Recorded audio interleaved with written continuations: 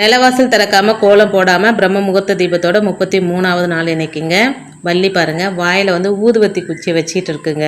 நான் வரும்போது மணி 4:30 face wash பண்ணிவிட்டு வந்து இந்த தீபம் ஏற்றதுக்காக ரெடி பண்ண வள்ளி வந்து அங்கேயே உட்காந்துட்டு இருந்ததுங்க. என்ன பண்ணுறாங்கன்னு பார்த்துட்டு இருந்ததா என்னான்னு தெரியல. நான் வந்து இந்த பழைய திரியெல்லாம் எடுத்துகிட்டு புதுசாக இன்றைக்கி திரி போட்டுக்கிறேங்க. ஏன்னா எப்படியோ ஒரு 2 நாள் 3 நாளைக்கு ஒரு தடவை திரியை மாற்றிடுறேன்.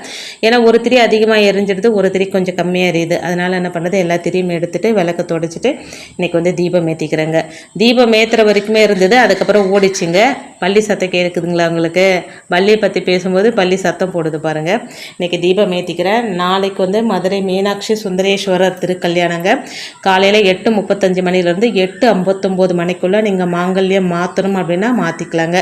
அது வந்து கட்டாயம் கிடையாதுங்க. மாற்ற வேண்டிய அவசியம் இருக்குது அப்படின்னா மட்டும் மாற்றிக்கோங்க, இல்லைனா மாற்றிக்காதீங்க.